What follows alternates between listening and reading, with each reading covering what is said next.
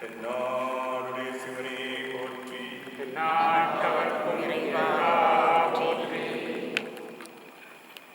ஜெகநாத் கோயிலில் வந்து அந்த ஆலயத்தில் வந்து ஒரு அற்புதம் நடந்தது. அந்த அற்புதம் வந்து கடைநல்லூர்லேருந்து வந்த அணுவுக்கு தான் தெரியும். ஏன்னா அவங்க தான் பார்த்தாங்க. பார்த்துட்டு அவங்களுக்கு அந்த பிரசாதமும் கிடச்சிச்சு, ஒரு வெள்ளைப்பூவும் கிடச்சிச்சு. அதே மாதிரி அப்பன் முருகன் கல்லுமலை ஆண்டான். அவனை பார்க்கும்போது அவன் மடியிலேருந்து ஒரு பூ விழுந்துச்சு, 2 பூ விழுந்துச்சு.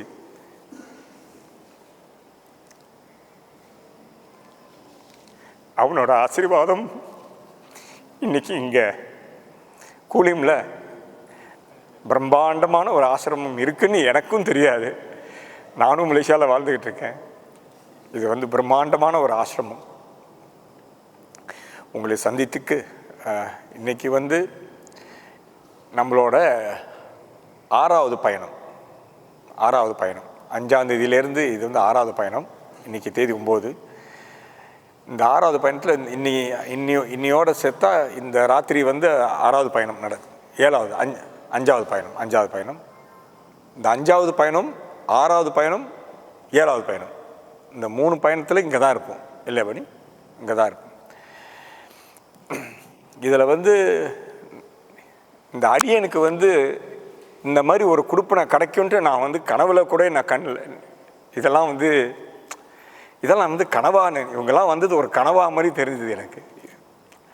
ஏன்னா இதெல்லாம் வந்து கண்டிப்பாக நடக்காது, ஆனால் நடந்திருக்கு. இன்றைக்கி கடைநல்லூர்லேருந்து 32 பேர் வந்திருக்காங்க. அவங்க பாதம் 36 பேர் வந்திருக்காங்க. மன்னிப்புப்பா. அவங்க பாதம் இந்த மலேசியா மண்ணில் வந்து அவங்க பாதம் பட்டிருக்கு. அடியேன்னாங்களே. இதை வந்து நான் இதை எப்படி வந்து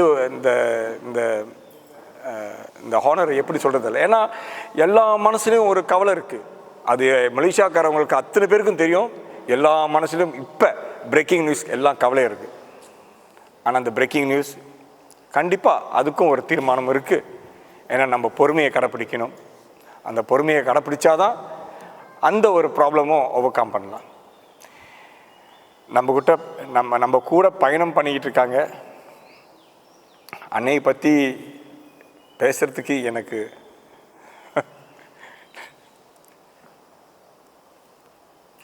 ஒன்றுமே இல்லை. ஆனால் இதோட நான் முடிச்சுக்கொள்கிறேன். சிவாய திருச்சிற்றம்பலம். அருட்பெரும் ஜோதி அருட்பெரும் ஜோதி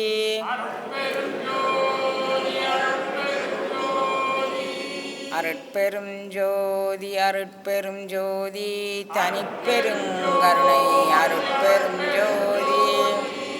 எல்லாம் செயல்கூடும் என்னானை அம்பலத்தே எல்லாம் வல்லான் தனையே ஏத்து.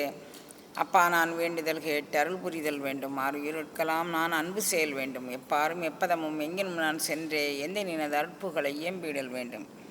செப்பாத மேல்நிலை சுத்த சுமார்க்க சங்கம் திகழ்ந்தோங்க அருட்ஜோதி செலுத்தியிடல் வேண்டும்.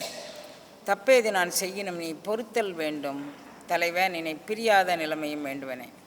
பொன்படா உடம்பும் முறைபடா மனமும் பொய்படா ஒழுக்கமும் பொருந்தி கண்படாது இரவும் பகலும் நின்னையே கருத்தில் வைத்தேத்துதற்கு இசைந்தேன். உண்பனே நினும் உடுப்பனே நினும் உலகரை நம்பிலேன் எனது நண்பனே நலம் சார் பண்பனே நினையை நம்பினேன் கைவிடையலனை. திருச்சிற்றம்பலம். எல்லாமல்ல சிவபரம்பொருளின் திருவருட்கருணையினால் இன்று ஒரு தவச்சாலைக்கு நம்ம வந்திருக்கிறோம். இன்றைக்கி காலையில் ஒரு தவச்சாலைக்கு நான் போனேன். அந்த அருளாளர் வந்து யோகம் பயிலக்கூடிய ஒரு யோகி.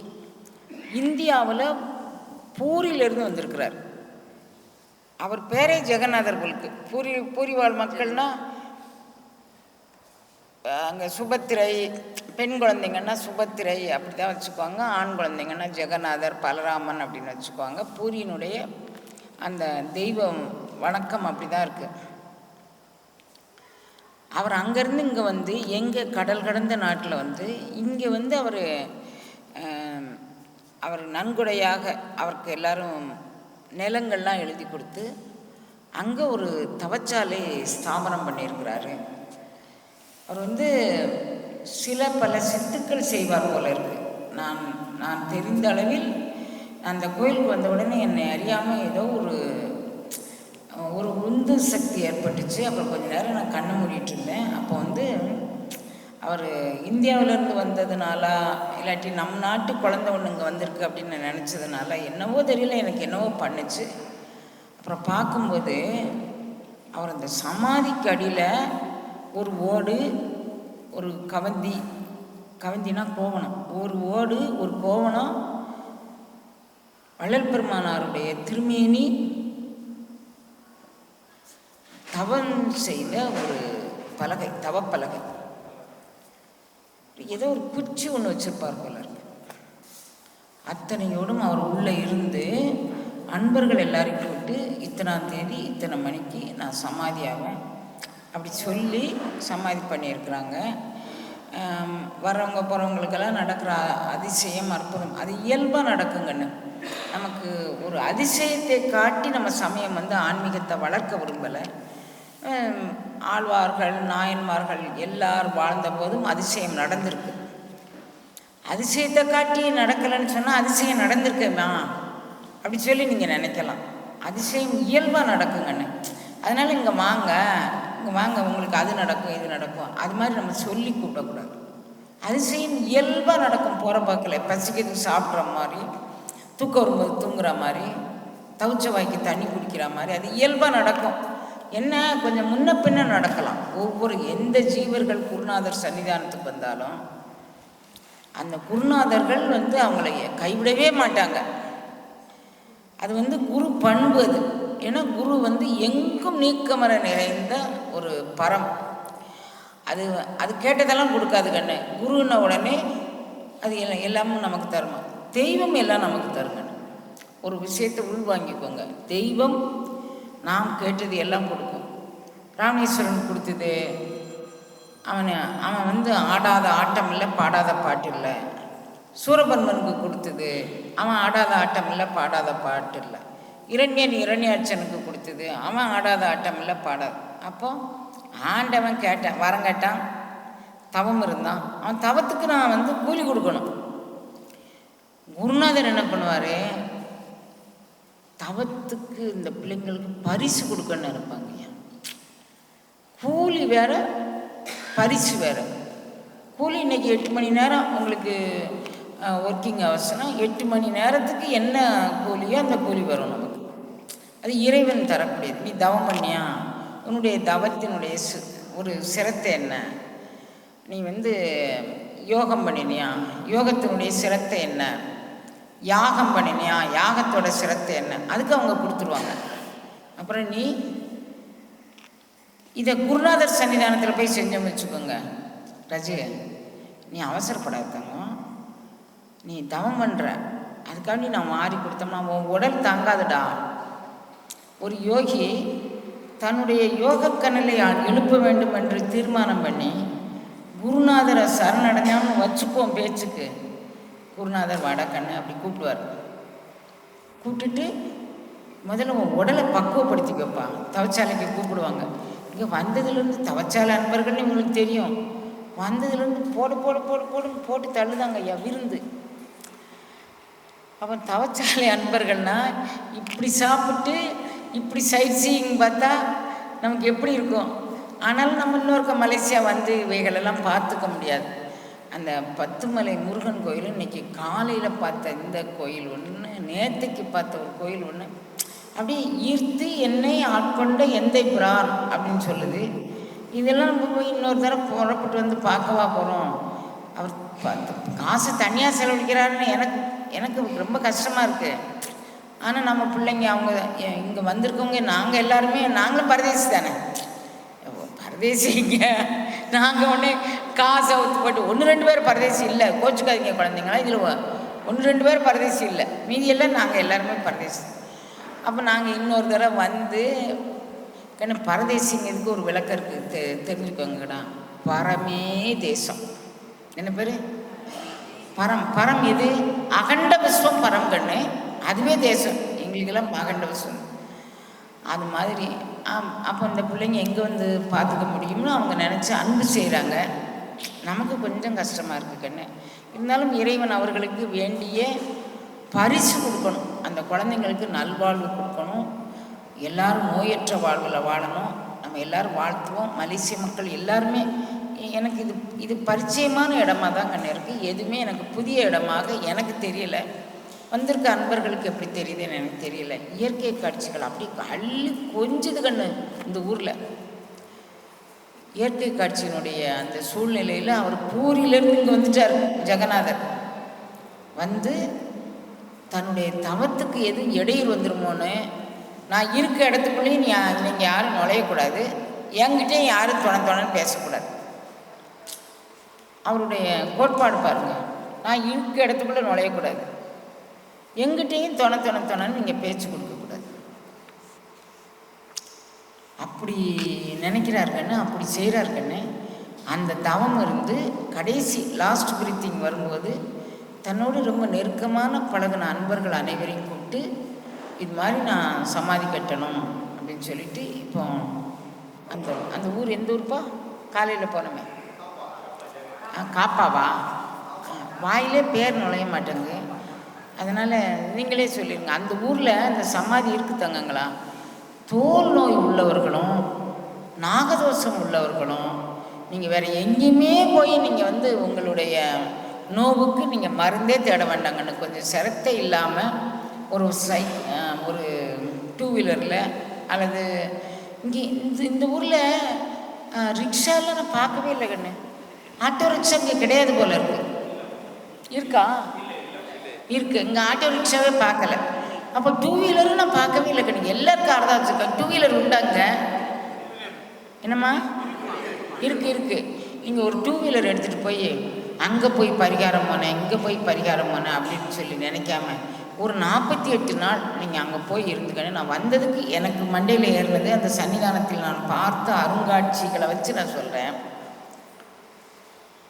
மகாபாரதத்தில் ஒரு சின்ன ட்ரிக்கு ஒன்று சொல்கிறேங்கண்ணு.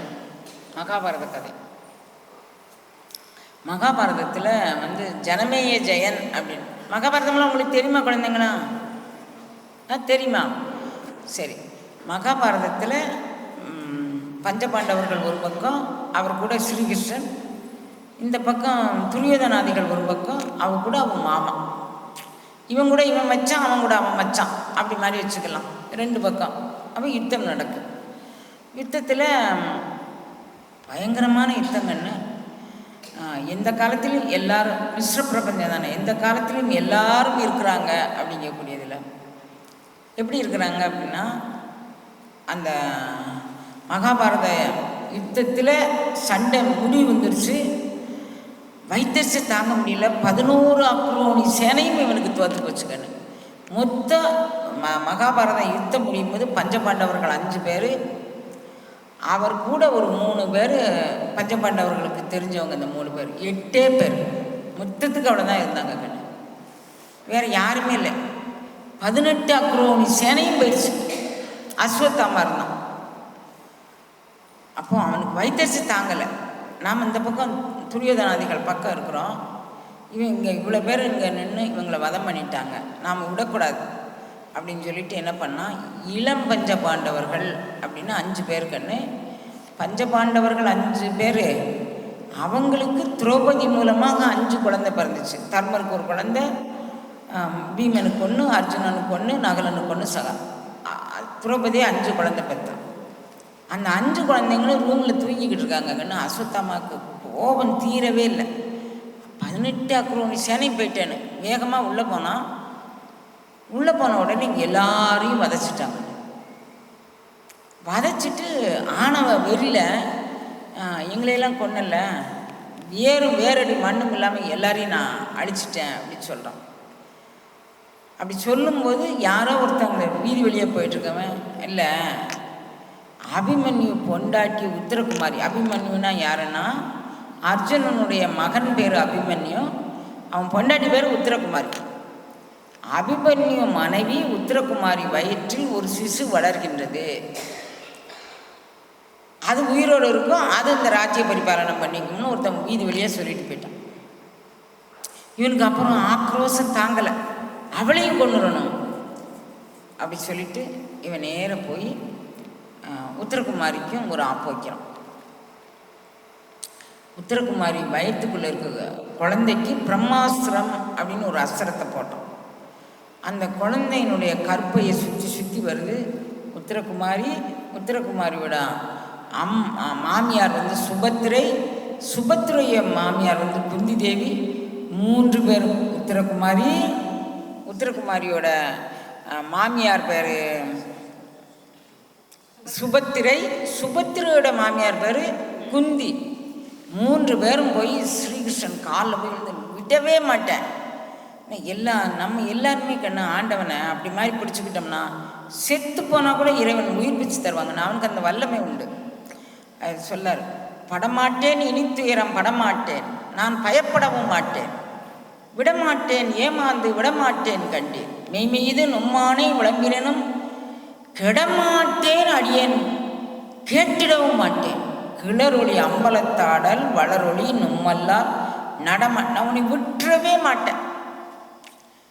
அந்த மாதிரி ஒரு உறுதிப்பாட்டில் நம்ம வந்து பிடிச்சிக்கிட்டோன்னு வச்சுக்கோங்க, வேறு வழி கிடையாது, இறைவன் கொடுத்தே தான் ஆகணும். இவங்க 3 பேர் வந்தோடனே சரி நான் பார்த்துக்கிறேன் நீங்கள் போங்க அப்படிங்கிறான்.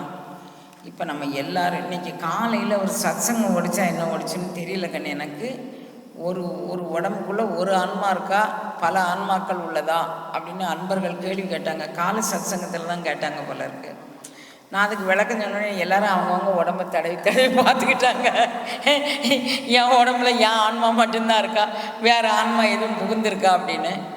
இப்போ உத்தரகுமாரி வயிற்றுக்குள்ளே ஏற்கனவே பரீட்சித் அப்படிங்கிற குழந்தை, அதுமாதிரி தான் பேர் வைக்க போகிறாங்க, அது வேறு விஷயம். அந்த குழந்தை வளருது, அது கூட ஸ்ரீகிருஷ்ணனுடைய ஆன்மா ஆற்றலும் சுற்றி வருது கண்ணு. இவங்க 3 பேர் அழுதுருக்காங்களா, அப்போ அந்த சிசுவை பிரம்மாஸ்திரம் அழிக்கக்கூடாதுங்கிறதுக்காக வேண்டி அந்த கருப்பைக்குள்ளே இந்த ஸ்ரீகிருஷ்ணனுடைய ஆன்மா ஆற்றல் அப்படி சுற்றி வருது கண்ணு. அது இது யாருன்னு அந்த குழந்தை திரும்பி பார்த்து வளர்ந்ததுனால அதுக்கு பேர் பரீட்சித் அப்படின்னு பேர். அப்படி பிறக்கிறாங்க. அப்போ அந்த பரீட்சித் மன்னனுக்கு அவன் வளர்ந்து எல்லாம் பண்ணுறான். ஒரு நாள் ஒரு காட்டுக்கு போய் தவம் பண்ண. எத்தனை மணி வரைக்கும் கண்ணா சொல்லணும்னு சொல்லிட்டீங்களோ? மணி இப்போ 8. எத்தனை மணி வரைக்கும் சொல்லணும்னு சொல்லுங்கள். 8:30 9 சொல்லுங்க குழந்தைங்களா? 9. அப்போ அந்த பரீட்சித்து வந்து என்ன பண்ணுறான், நம்ம சொன்னால் என்ன, நம்ம இங்கேயே படுத்துக்குவோம், பாவம் வெளியூர் போகிற குழந்தைங்க அங்கே தான் வந்துச்சா, சரி சரி சரி. அப்போ அவங்க வந்து அந்த பரீட்சித் மன்னன் வந்து ராஜாவாயிட்டான். அவனுக்கு முடிச்சு விட்டுட்டாங்க. பெரிய கதைக்குன்னு நான் உங்களுக்கு சாராம்சம் எதுக்காக வேண்டின்னு சொல்கிறேன். அவன் வந்து ராஜ்ய பரிபாலனை நல்லா பண்ணிகிட்ருக்கிறான். ஒரு நாள் என்ன பண்ணுறான், காட்டு வெளியே போயிடான். தண்ணி தேவைப்படுது அவனுக்கு. ஒரு முனிவர் தவம் பண்ணிக்கிட்டு இருக்கிறார். அவர் வந்து நிராகாரம் நிர்ஜலம், நிராகாரம்னா ஆகாரம் இல்லை, நிர்ஜலம் தண்ணி கூட இல்லை, அப்புறம் நிர்வாக்கு பேச்சும் இல்லை, மௌனம், எல்லாமே நிர்வாக்கு, நிர்ஜலம் நிராகாரம், அப்படி தவம் பண்ணுறான். இவன் போய் ஏன் எனக்கு காட்டுக்கு வேட்டைக்கு வந்தேன், எனக்கு தாங்க முடியலை, தண்ணி எங்கே இருக்குன்னு சொல்லையா, தண்ணி எங்கே இருக்குன்னு சொல்லையான்னு கேட்டான்.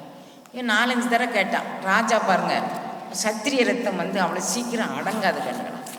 அது என்ன செஞ்சிச்சு, அவன் 4 தடவை 5 தடவை கேட்கவும் வரலன்னொடனே இவன் தவன் தான் பண்ணுதானா அல்லது ஆட்சி தான் விடுதானா நமக்கு தெரியலையே அப்படி சொல்லி நினச்சிட்டு பக்கத்தில் ஒரு பாம்பு கிடந்துச்சு, செத்த பாம்பு. அதை தூக்கி அவன் மேலே போட்டு போயிட்டான். அதை ஒரு சீரியஸாகவே நினைக்கல. இவன் தவம் பண்ணுதானா, இவன் என்ன பண்ணுதான்னு சொல்லிட்டு போயிட்டான். இவனுக்கு தண்ணி தாங்க இவன் எங்கே தண்ணியை தேடி போயிட்டான். இவனுக்கு பர்பசுமியா, இவனுடைய பாரம்பரியம் பாருங்கள். பரீட்சித் மகனுடைய மகாராஜு, அவள் அப்பா அபிமன்யு, அவப்பா அர்ஜுனன், அவப்பா பாண்டு, அதாவது இந்திரனுக்கு பிறந்தவன். இவ்வளோ பாரம்பரியம் இருந்தும் அவன் பாம்பு தூக்கி தவசி மேலே போட்டான் பாருங்க. காலத்தோட கொடுமையா, கால கொடுமை இவ்வாறு நடந்து போச்சு. இப்போ இவன் வந்து நம்ம கொஞ்ச நேரம் கழிச்சது இந்த தவசியோட மகன் வந்து அவன் வேதம் ஓதுறதுக்கு குருகுலத்துக்கு போயிட்டான். அவன் கூட குருகுலத்தில் படிச்சுக்கிட்டு இருக்க பையன், ஒரு பையன் அங்கேருந்து வந்தான். உங்கள் அப்பா தவம் பண்ணுதாரா இல்லாட்டி சவத்தை தூக்கி சமக்காராடான்னு கேட்டான். ஒரு ஒரு உங்கள் அப்பா மேலே பாம்பு கிடக்குன்னு சொல்லுது, எப்படி இருக்க பண்ண? இது வந்து வாக்கால் செய்த மிகப்பெரிய பாவங்கன்னு. ஒரு மனிதனுக்கு நம்ம அனுபவிக்கக்கூடிய இந்த சரீர உபாதையாக இருக்கட்டும், நோய் உபாதையாக இருக்கட்டும், அல்லது மன உளைச்சலாக இருக்கட்டும், அல்லது நம்ம வெளியிருந்து வரக்கூடிய பொருளாதார தடைகளாக இருக்கட்டும், எல்லாமே every action there is an equal and opposite reaction. ஒவ்வொரு சொல்லுக்கும் செயலுக்கும் வினை உள்ளது கண்ணா. ஒவ்வொரு சொல்லுக்கும் செயலுக்கும் வினை உள்ளது. ஏன்னு சொன்னால், உங்கள் அப்பா சவத்தை தூக்கி சமக்காராடா தவத்தை தூக்கி சமக்காரான்னா. அவங்க அப்பா மேலே ஏதோ பாம்பு கிடக்கிற மாதிரி பார்த்தேன். அது உண்மையா பொய்யான்னு எனக்கு தெரியல. அப்படி தானே சொல்லியிருக்கணும் இந்த பையன்.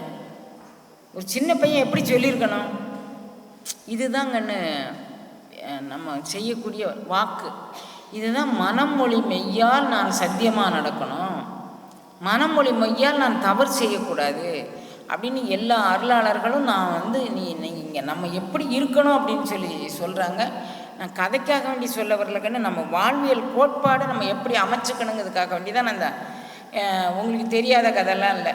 ஏதோ மகாபாரதம்னு எடுத்திங்கன்னா சீரியல் எத்தனையோ சேனல்களில் போட்டு போட்டு போட்டு விட்டான். நம்ம ஊரில் இந்தியாவில் போட்டு போட்டு விட்டான்.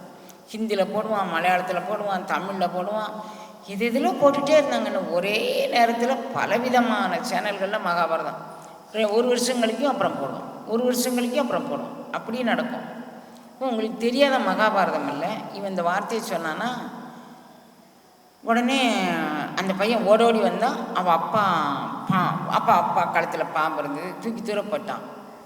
இன்று நான் வந்து இந்த இந்த ராஜகுமாரன் சர்மி நான் வந்து ஒரு சபதம் எடுக்கிறேன். சூரிய சந்திரர்கள் அறிய, அஷ்டதிக் பாலகர்கள் அறிய, அஸ்வினி குமாரர்கள் அறிய, திக்தேவதைகள் அறிய, எங்கள் அப்பா பேரில் இவ்வளவு அவமரியாதை பண்ணினவன் இன்னும் 7 நாளையில் எந்த சர்ப்பத்தை ஆதாரமாக கொண்டு அவன் இந்த ஆணவத்தை செஞ்சானோ அதே சர்ப்பம் கிடச்சி சாவாம்னா. எவ்வளோ பெரிய சாபம் பாருங்க. இவன் போட்ட அதிர்வில் அவன் அப்பா கண்ணை திறந்துட்டார். என்னடா பண்ண? இது மாதிரி அவர் போட்டு போயிருக்கிறாரு, நீ பார்க்கவே இல்லை, நான் சாபம் போட்டேன். ஏன்னா அவன் சத்திரியன். சத்திரியனுடைய தர்மம் வேறடா, பிராமணனுடைய தர்மம் வேறடா. என்ன காரியம் பண்ணின குழந்த? என்ன காரியம் பண்ணினே? சரி போய் அங்கே போய் ராஜாட்ட போய் நான் இப்படி ஒரு மாதிரி சாபம் பட்டேன், என்னுடைய வாக்கு பலிதமாகும். ஏன்னா நான் வேதம் ஓதக்கூடிய வாக்குடையவன். நிறைமொழி மாந்தர்கள் வாயில் இருந்து எது உதிக்குதோ அதுதான் மந்திரம் அப்படின்னு பேர். நான் இந்த வாக்கை சொல்லியிருக்கேன். இந்த மந்திரம் வந்து உன்னை வச்சு செஞ்சிருந்த தம்பின்னு சொல்லிட்டு வான்னு. நான் அப்படிலாம் போய் சொல்ல மாட்டேன். உன் மேலே சாபம், நானே வைத்தறிச்சல் இருக்க, நான் போய் எப்படி சொல்லுவேன்? இவன் ஃப்ரெண்டு இவன் சொன்னான், நீ போய் உங்கள் அப்பா சவத்தை தூக்கி சமக்காரன்னு சொன்னான்ல, அவன் பேரில் இவன் போய் ராஜாட்ட போய் சொல்லிட்டு வந்துரு தம்பி அப்படின்னு. இவனையும் கூட்டிகிட்டு போய் சொல்லு, மன்னிப்பு கேட்டுட்டு கூட்டிகிட்டு போய் சொல்லுன்றார். அவங்க வந்து 2 பேரும் ராஜ்ய சபையில் சொல்கிறாங்க. சரி போகுது அப்படின்னு சொல்லிட்டு இருந்தால் 7 நாள்னு சொன்னார். 7வது நாள் அது ஒரு பெரிய கதை கண்ணு. 7வது நாள் அந்த கதைக்கெல்லாம் வரல. ஏன்னா நமக்கு டைம் ரொம்ப குறையா இருக்குது கண்ணு. நிறைய கருத்துக்கள் உங்களுக்கு சொல்லணும், அப்போனா தானே தெரியும். அப்போ அவன் வந்து சொல்லிட்டு போயிட்டானா. 7வது நாள் இவன் இந்த குழந்தை விட்ட சாபம் மாதிரியே எவ்வளோ வாக்கு வலிமை பார்த்தீங்களா? சும்மா நம்ம சதன்னு பேசிக்கிட்டு இருந்தோம்னு வச்சுக்கோங்க குழந்தைங்களா, எதுவுமே பலிக்காது. கொஞ்ச நேரம் மன அமைதி, ஒரு மோன அமைதி, ஒரு ஞான அமைதி, அதில் இருந்தோம்னா கட்டாயம் நம்ம சொல்கிறது எல்லாமே சத்தியமாகும். ஒரு குழந்தை வந்து ஆசீர்வாதங்க நல்லா இருந்தாங்க, அப்படி சொல்கிறோம். அது நல்லா இருக்குங்கண்ணு. அது ஊழ் இப்போ அந்த மாதிரி நல்லா இருக்கிற ஊழ் இல்லையம்மா. அந்த வாக்கு சத்தியத்துக்காக வேண்டி அது நல்லா இருக்க ஊழ ஆக்கி தருவாங்க இறைவன். அது விதி. இப்போ போனான்னா சொல்லிட்டான், சரிப்பா நான் செஞ்சது தப்பு தான், அதனால் அதை நான் ஏற்றுக்கொள்வது தான் சரியாக இருக்கும், நான் செஞ்சுக்கிறேன்னு அவன் சொல்லிட்டான். 7 நாளைக்குள்ளே இவனுடைய வாக்கு பலிதமாயிரும். ஒத்த தூணில் ஒரு பெரிய மண்டபங்க. அந்த மண்டப அமைப்பே அவ்வளவு அற்புதமாக இருக்கும். அப்படி ஒரு மண்டபம் செஞ்சு அந்த மண்டபத்துக்கு மேலே பாம்பு வராமல் இருக்கிறதுக்காக வேண்டி இவனை வச்சு அங்கே அந்த பாகவதம்ங்கக்கூடிய ஒரு கதை சப்தாகம் சொல்கிறாங்க. நிறைவில் அதுலேயும் ஒரு 6 கதை துணைக்கதை இருக்குது. ஒரு அந்தனர் பழம் கொடுக்க வராரு. பழத்தில் இவன் பாருங்கள் ஊழில் பெருவெளியாவில் பழத்தில் ஒரு சின்ன புழு இருக்குன்னு, ஒரு பச்சை புழு, நம்ம கத்திரிக்காய் அதிலெல்லாம் ஒரு சின்ன பச்சை புழு இருக்குங்களாப்பா, அந்த பச்சை புழு அதில் இருக்குது. மணி 6 ஆயிட்டு. நம்ம கணக்குப்படி 12 மணிக்கெல்லாம் நமக்கு இரவு மறுநாள் கிடையாதுங்கன்னு நம்ம இந்து சனாதன தர்ம கணக்குப்படி காலையில் 5:55 6:05 வரைக்கும் தான் நமக்கு உதயம். அதுக்கு முன்னால் நமக்கு உதயம் கிடையாது. நான் சாயங்காலம் 6 மணி ஆயிடுச்சு, இனிமேல் எந்த பாம்பு வரும், நீ பாம்புன்னு நினச்சிட்டியோ, நான் அப்படி நினைக்கல, ஒரு அல்ப பூச்சி வேணால் கடிச்சுப்பார் அப்படின்னு அந்த பழத்தில் இருக்கக்கூடிய அந்த புழுவை இப்படி எடுத்து நீ வேணால் உனக்கு சமயம் கிடச்சா கடிச்சுப்பாரு, நான் இது அது அப்படியே பாம்பா மாதிரி உனக்கு கடிச்சிருச்சு. ஆணவத்தை பாருங்க. அப்போ சும்மா தெருவோடு போகிறத வீதியோடு போகிறத என் வீட்டுக்குள்ளே வான்னு கூப்பிட்டா மாதிரி தானே இது. கூப்பிட்டானா முடிஞ்சு போச்சு. அடுத்த கதை, அவள் அப்பா செத்துட்டாரு.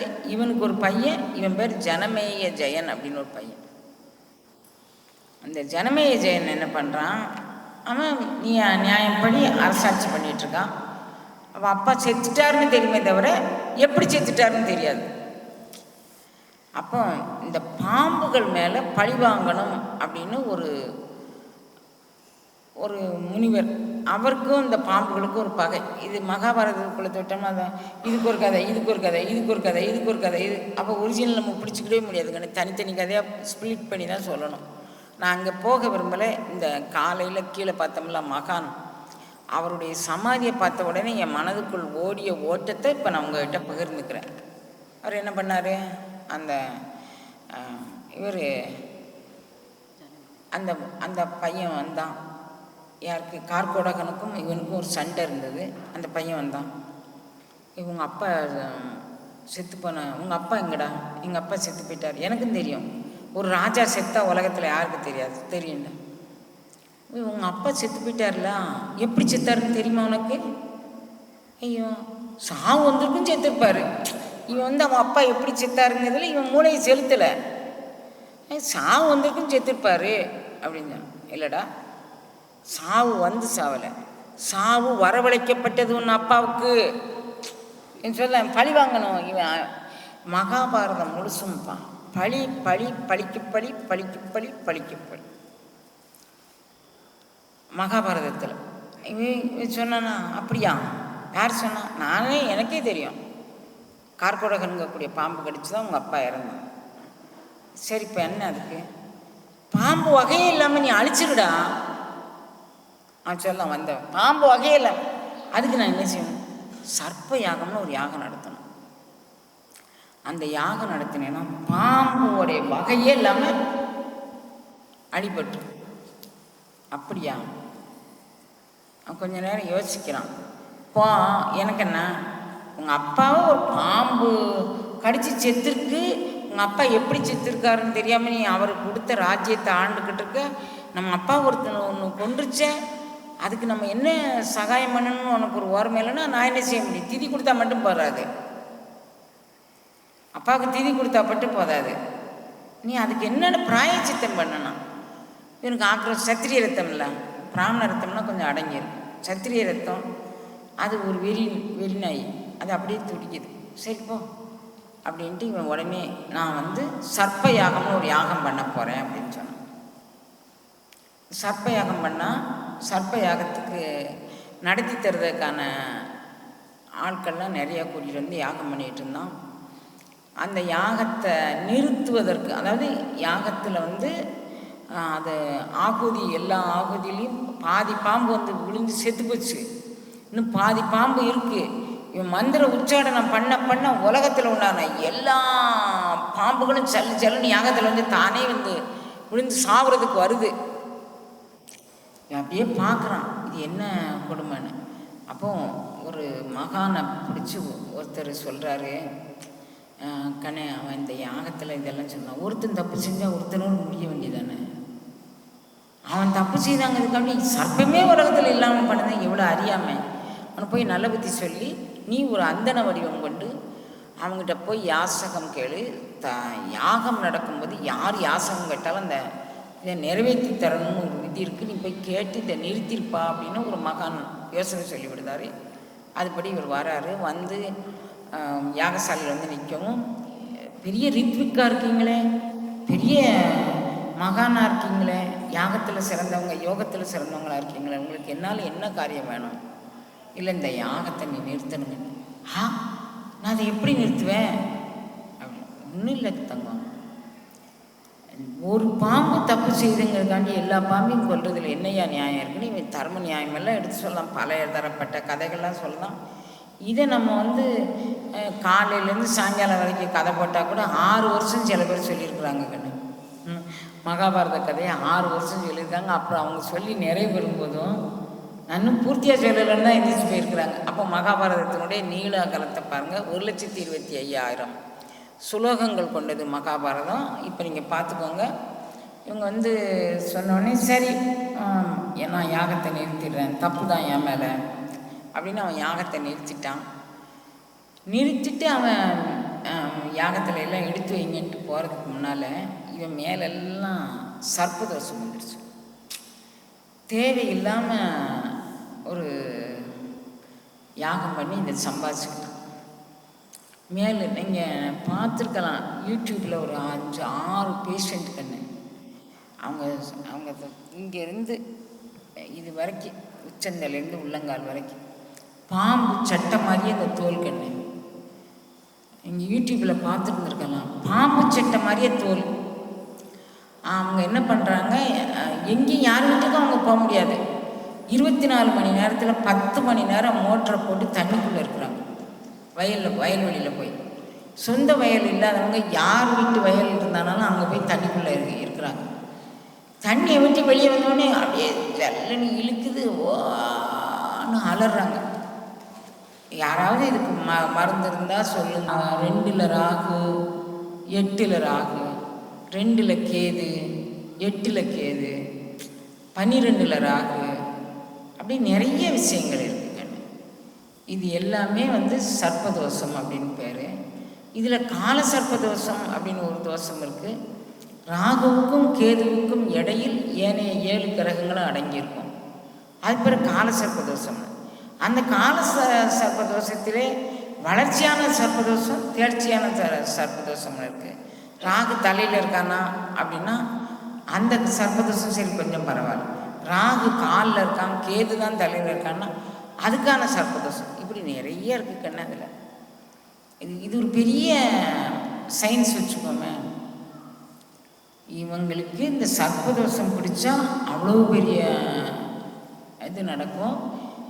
எல்லாத்தையும் கேட்டு வச்சு இதை கேட்ட உடனே அவர் சொல்கிறான், சரி இந்த சர்ப்பதோஷத்துலேருந்து நான் எப்படியப்பா வெளியே வருவேன் அப்படின்னு கேட்கும்போது, பல திருக்கோயில்கள் கட்டி பதஞ்சலி வியாக்கிரபாதம் முனிவர்கள் இருவரையும் அங்கு பிரதிஷ்டை பண்ணி அங்கு சில மந்திரங்கள் சொல்லி அன்னம் பாலிப்பு நடத்தினா இந்த நவபாசான ரசமணி இவைகளையெல்லாம் ஆகூதிலையும் போட்டு இவங்க இடுப்புலையும் போட்டு இன்னென்ன கிழமைக்கு இன்னென்ன பண்ணணும் அப்படின்னு சொல்லி 48 நாள் இந்த இருக்கை இலை இருக்குல்ல, அப்போ வெள்ளருக்கு இலையை குப்பரை கவுத்தி அதுக்கு மேலே தயிர் சாதத்தை பரத்தி தட்டில் உலோகத்தில் எதுலையுமே படக்கூடாது சம்பந்தம்.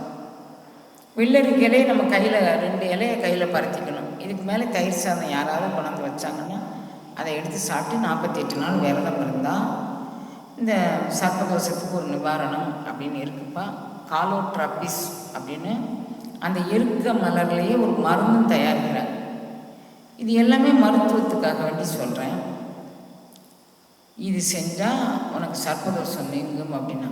இவ்வளோ பெரியாசமே பட வேண்டாங்க. கீழே இந்த ஊர் என்ன பேர்? தாப்பாவா? தாப்பா தானே? தாப்பால் இந்த மகானை வந்து வணங்கிட்டிங்கன்னு வச்சுக்கோங்களேன், அவர் கீழே வந்து அந்த அங்கே ஒரு சர்ப்பம் இருக்கிறாச்சு. நான் அந்த செய்தியை உங்களுக்கு யார்கிட்டையாவது சொல்லி உங்களுக்கு சொல்லணும்னு நினச்சேன். திருவாசகம் தான் ஒரு வாரமாக நான் வந்த நாளையிலேருந்து திருவாசகம் தான் சொல்கிறேன். திருவாசகத்தில் ஒரு பாடல் 2 பாடல் பழக்கம் சொல்கிறதுக்கே 1-1.5 மணி நேரம் ஆயிடுது. அதுக்கப்புறம் எனக்கு நினைவும் வரல. இன்றைக்கி தான் இதை பார்த்தேன். இப்போ ரொம்ப சுலபங்கண்ணு, பெரியாசையே நீங்கள் பட வேண்டாம். வெள்ளருக்கு இதில் வந்து தயிர் சாதத்தை பிசைஞ்சு அந்த வெள்ளருக்கு சோறுக்கு மேலே வச்சு நீங்கள் சாப்பிட்டுட்டு மண் பாத்திரத்தில் சோறு வடித்து அல்லது பொங்கி அந்த மண் பாத்திரத்திலே தயிர் சாதம் ஆக்கணுங்கண்ணு. எந்த தோல் சோரியாசிஸில் 48 வெரைட்டி இருக்குங்கண்ணு. யாரையாவது உங்களுக்கு பார்க்கவங்களுக்காக வேண்டி சொல்கிறேன். எனக்கு தோல் நோய் இருக்குமா, அங்கே அரிப்பு இருக்குது, சோரியாசிஸ்ன்னு சொல்கிறாங்க, தொழு நோயின்னு சொல்கிறாங்க, எதை சொல்கிறாங்கம்மான்னு சொன்னீங்கன்னா இந்த கோயில் சூப்பரான கோயில் கண்ணு. அங்கே இருக்கக்கூடிய ஜெகநாத பிரபு உங்களுக்கு வழிகாட்டுவார். அவர் இன்னொரு நுட்பம் வச்சிருக்கிறாரு. யாரெல்லாம் யோக நிலையில் தடுமாற்றம் உள்ளார்களோ அவர்களுக்கும் அங்கே வழிகாட்டுறார்கள். கீழே இருக்கிறவர் கொஞ்ச நேரம் பார்த்துட்டு எனக்கு அதுக்கு அந்த பக்கம் வேறு எங்கேயுமே போக மனசாகலை. வேறு எங்கேயோ கூட்டிகிட்டு போனாங்களா போகலையா எனக்கு தெரியல. வந்ததுலேருந்து எனக்கு அதே சிந்தனையாக தான் இருக்குது. சரி, இப்போ உங்கள்கிட்ட சொல்ல வேண்டியதை சொல்லிட்டேன். நான் இந்த சங்க ஊதி வைக்கிறேன், கேட்குறவங்க கேட்டுக்கோங்க. நீங்கள் யாராவது பார்த்தீங்கன்னா அதுக்கு பரிகாரத்துக்கு நீங்கள் சொல்லுங்கள். திரும்ப கோயிலாக போய் நம்ம எதை பண்ணினாலும் நம்மளுடைய ஊழில் பெருவழி ஆகலை அப்படின்னு ஆயிருங்கன்னு. நீங்கள் போய் நீங்கள் இதை பார்த்தீங்கன்னா உங்களுக்கு எல்லா மேன்மைகளும் கிடைக்கும் அப்படிங்கிறதுக்காக வேண்டி அந்த ஜனமேஜயனுடைய சர்ப்பதோஷத்தை நீங்குவதற்கு அவன் அரசன் கோயில் கட்டி எல்லா பரிகாரமும் செய்வான். நம்ம சாதாரண கடையனாயிரம். இப்போ அவங்களுக்கு என்ன தான் பரிகாரம்? மகானியர்கள் இருப்பிடம் தான் அவங்களுக்கு பரிகாரம். அந்த இடத்துக்கு போய் புலர்வதன் முன் அழகிடுதல், மெழுகிடுதல், பூமாலை புனைந்து ஏத்தல், புகழ்ந்து பாடல், இதெல்லாம் நீங்கள் செஞ்சிட்டீங்க அப்படின்னா உங்களுக்கு எல்லா விதமான மேன்மைகளும் உங்களுக்கு கிடச்சிருக்கு. அதுக்காக வேண்டி உங்களுக்கு சொன்னேன். சரி, அந்த அங்கேயே இருக்கட்டும்.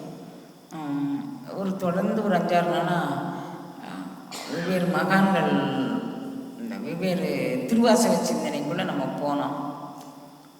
என்னை ரொம்ப கவர்ந்தது 63 நாயன்மார்கள் கதைகளில் காரைக்காலமே. இதெல்லாம் தெரியுமா கண்ணுங்களா அவங்களுக்கு? இந்த ஊரில் இருக்கிறவங்க காரைக்காலமையார் சரித்திரம், கண்ணப்பர் சரித்திரம், அப்புறம் வந்து சிறுத்தொண்ட நாயனார் சரித்திரம், இதெல்லாம் இருக்கு கண்ணு.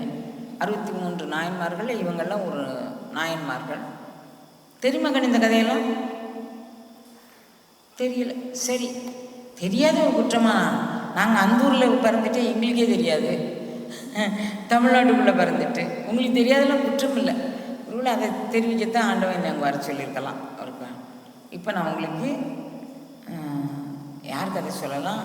சிறுத்தொண்ட நாயனார்கள். என்னம்மா? சிறுத்தொண்ட நாயனார் கதை சொல்லலாம். எனக்கு ஒரு 5-6 நாயன்மார்கள் கதை தான் நான் ரொம்ப ரசித்து சொல்லுவேங்கன்னு. அதில் ஒரு கதை சிறுத்தொண்ட நாயனார் கதை அப்படிங்க.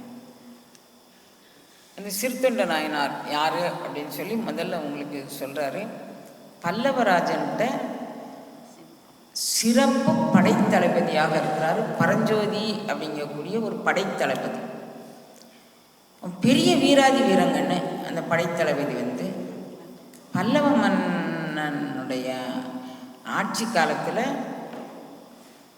புலிகேசி அப்படிங்கக்கூடிய வடக்கு தேசத்தில், அதாவது இந்தியாவில் வடதேசத்து அரசர்கள் தென் தேசத்துக்குள்ளே புகுந்து எல்லா மன்னர்களையும் அடின்னு அடிக்கிறான். அவன் அடித்து ஓஞ்சிட்டான். இப்போ நடக்கலை ஹமாஸ் யுத்தம், இப்போ என்னென்ன ஈரான் ஈராக்கு, அது மாதிரி அடிக்கிறான், தேவையில்லாமல் அடிக்கிறான். வடநாட்டில் இருந்து புலிகேசி மன்னன் அப்படின்னு பேர். அப்போ அப்போ இவன் நம்ம நாட்டுக்குள்ளேயும் வந்துட்டா என்ன பண்ணுறது? முதல்ல இவங்க அடிக்கிறதுக்கு ஒரு ஜெனரல் நாலேஜே இல்லை கண்ணு. துபாய் வந்து உலகம் முழுதும் உண்டான ஒரு பெரிய தேவதை நகரம். துபாயில் வேலை பார்த்த பிள்ளைங்கள்லாம் இங்கே இருக்கிறாங்க. அது ஒரு தேவதை நகரம் கண்ணு. அந்த தேவதை நகரத்துக்கு பக்கத்தில் இருக்கக்கூடிய இடத்த அமெரிக்கா எனக்கு வேணும்னு கேட்குறான், சைனா எனக்கு வேணும்னு கேட்குறான். எதுக்கு? அவன் போர்ப்படையை கொண்டு வந்து நிறுத்துவதற்கு. சொந்த அண்ணன் தம்பி அக்கா தங்கச்சி கூட நிரந்தரமான உறவு நம்மளால் இருக்க முடியல. 10-15 வயசு வரைக்கும் அக்காவுக்காண்டி தம்பி உயிரை கொடுத்தான், தம்பிக்காண்டி அக்கா உயிரை கொடுத்தா. அதுக்கு பிறகு எனக்கும் சொத்து வேணும்னு அவன் கொடி பிடிச்சான்னு வச்சுக்கோங்களேன், 2 பேருக்கு சண்டை, கோர்ட்டு கேஸ். அது இப்படி சொந்த அக்கா தங்கச்சி அண்ணன் தம்பிக்குள்ளே இருக்க ஏதோ ஒரு நாட்டில் வந்து நம் நாட்டு பக்கத்தில் போர்ப்படை அமைக்கிறதுக்கு இடம் கேட்கான்னா, உன் பெட்ரோலை விற்கிறதுக்காக வேண்டி நீ அப்படி கொடுத்திய. அது கடைசி என்னாச்சு? தொலைநோக்கு சிந்தனை கண்ணு. இந்தியாவுக்குள்ளே மோடிச்சு அங்கே போகிறாரு, மோடிச்சு இங்கே போகிறாரு, அவர் அந்த பயணம் மேற்கொள்ள போகிறாரு, இந்த பயணம் மேற்கொள்ள போகிறாரு, அவன் ஆடம்பரம் பண்ணுறான், அது பண்ணுறான், இது பண்ணுறான். அவன் உள்நாட்டுக்குள்ளே இருக்கிறதுக்கு அவனுக்கு எங்கேயா வேலை? வெளிநாட்டிலே தான் அவன் சுற்றிக்கிட்டே இருப்பான். என்ன கேவலத்தனமாக பேச முடியுமோ பேசுனாங்க கண்ணு. இப்போ நாங்கள் சுகமாக இருக்கோம் கண்ணு, பயமே பயப்படலை, சுகமாக தானே இருக்கோம், சுகமாக இருக்கோம் கண்ணு. நம்ம பக்கத்தில் மோடிஜி வருதுக்கு முன்னால் கச்சத்தீவை கொடுத்துட்டாங்க. அது கொஞ்சம் கிதக்கல் நமக்கு, மீண்டும் மீட்டலாம், அது வேறு விஷயம். சொல்கிறேன் பேச்சுக்கு. நம்ம பக்கத்து அருகாமையில் இருக்கிறத இன்னொருத்தவங்க உணர்ந்து போர்ப்படை அமைப்பதற்கு ஒரு தளமாக பயன்படுத்தினா அது கொடுக்கலாமா கண்ணு? கொடுத்ததுனால இப்போ நாட்டுக்கு எவ்வளோ சீரழிவு. எந்த நாடெல்லாம் கொடுத்ததோ அந்த நாட்டுக்கு எல்லாமே சீரழிவு தான். ஒரு கிட்டிய பார்வையில், எட்ட பார்வையில் பார்க்கணும். இப்போ புலிகேசி மன்னன்ட்டு வந்துடுவாங்கண்ணே, சும்மா நாட்டு நடப்புக்காக வேண்டி சொன்னேன். புலிகேசி மன்னன்ட்டு வந்துடுவோம். புலிகேசி மன்னன் வந்து அடி அடின்னு அடிக்கிறான்னா, பல்லவ மன்னன் பார்த்தான், கண்ணே இவன் அடி அடின்னு அடிக்கிறான், நம்ம போர்ப்படைகளை வலுவுள்ளதாக ஆக்குவோம் அப்படின்னு சொன்னான். இருக்கிற போர்ப்படையை நமக்கு அதிகப்படி ராஜா, நான் போய் ஜெயிச்சுட்டு வரேன்னு பரஞ்சோதி சொன்னார். அவர் வந்து ஒரு மேஜர் சேனர்னு வச்சுக்கோமே, இப்போ உள்ள யுத்தத்தில் என்ன பேர் வைக்கிறதுன்னு எனக்கு தெரியலை, ஒரு மேஜர் சேனர். நீங்கள் ஒன்றுமே செய்ய வேணாம், நான் போய் அடிச்சுட்டு வரேன்ட்டான். எல்லாரும் போனாங்க. எதுக்கு நான் போய் அடிச்சுட்டு வரேன்னு சொன்னான், அது எப்படி நடந்தது அப்படின்னு கேட்டான், அவன் மனம் மொழி மெய்களால் சிவத்தொண்டு செய்கிறாங்க. யுத்தத்தில் இருந்தானாலும் யுத்தம் நடக்கிற இடத்துல செய்யக்கூடிய நிலைமை வேறு, வாழ்வியலுக்கு இறங்கும்போது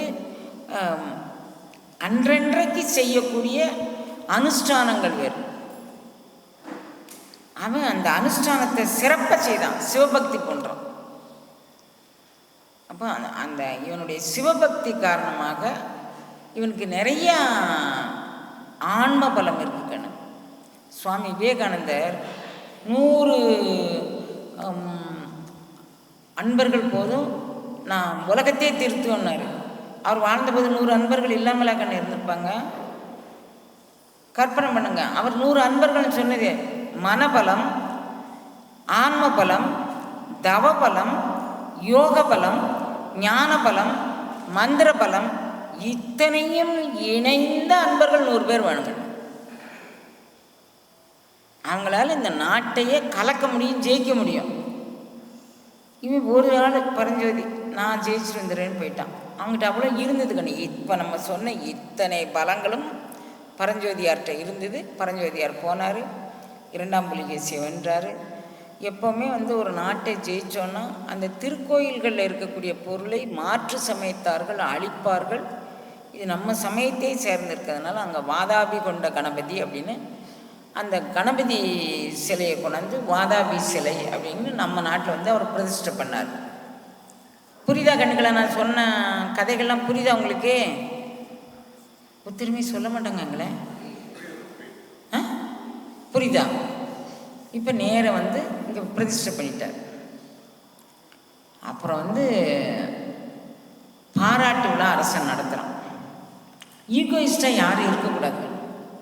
அரசன் பாராட்டு விழா நடத்துகிறவன் தனக்கு சமமாக பரஞ்சோதிக்கு ஒரு சேர் போட்டிருக்காங்கன்னு. வழக்கமாக என்ன கேட்டகரின்னா அரசருடைய கேட்டகரி, அப்புறம் மந்திரி, அதுக்கப்புறம் அவருக்கு கீழே சப் மந்திரி, அதுக்கப்புறம் படைத்தளபதிகள், அதில் சில கேட்டகரி, அதுக்கப்புறம் சாதாரண வீரர்கள், அதுக்கப்புறம் பொதுமக்கள், இப்படி ஒரு கேட்டகரி வச்சுருப்பாங்க. அதில் அரசன் தனக்கு நிகரான சமமான ஒரு ஆசனம் போட்டு பரஞ்சோதியை உட்காத்தி வச்சுருப்பான். எல்லாரும் வந்து அரசன்ட்ட சொல்கிறாங்க, ராஜா இந்த வெற்றிக்கு முழு முதல் காரணம் நம்ம பரஞ்சோதி தான், அதனால தானப்பா நான் அவனுக்கு இந்த ஆசனம் கொடுத்துருக்கேன். இல்லை, நான் என்ன சொல்ல வரேன்னா, பரஞ்சோதி சரியான சிவபக்தன் சாமி. அவன் சிவனை தவிர வேற ஒன்று நினைக்கவே மாட்டான்.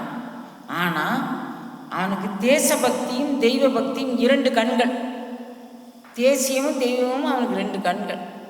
அதனால் அவன் வந்து ஜெயிச்சுட்டு வந்துட்டான் சாமி அப்படின்னு சொல்லலாம். அப்படியாப்பா அப்படி சொன்னோன்னே, சிவத்தொண்டன் அப்படின்னு தான் சொன்னார். அரசன் சேர்லேருந்து எந்திரிச்சுக்கன்னு, இத்தனை கோடி மக்கள் இருப்பாங்க, கற்பனை பண்ணி பாருங்க, ஒரு விழா நடந்தான், அப்படியே வந்து விழுந்துட்டாங்க. சாஷ்டாங்கமாக விழுகுறான் ராஜா. யான் போச்சு, எனது போச்சு. அப்போ அங்கே என்ன இருந்தது? நாட்டு நலன் ஒன்று, அதை காப்பாற்றி கொடுத்த அடியவர் நலன் ஒன்று. அந்த 2 தான் அங்கே இருந்துச்சு. காமிச்சு கொடுத்துட்டோம். சரி, அப்போ நீங்கள் என்ன வேணால் கேளுப்பா, நான் செய்கிறேன் அப்படின்னு சொல்லுவேன். எனக்கு போது சாமி, இந்த பிறவியில் நான் கொஞ்ச நாள் கடவுளை உள்வாங்கி கொண்டு வாழும் வாழ்க்கை வாழ பிரியப்படுறேன். பரஞ்சோதியார் சொல்கிறாரு, நான் கடவுளை உள்வாங்கி கொண்டு வாழும் வாழ்க்கை வாழ பிரியப்படுறேன் சாமி. அப்படியாப்பா, சரி பரவாயில்ல, நீ அது மாதிரி வாழ்ந்துக்கலாம். இவனுக்கு 4 நிறைகள், எது?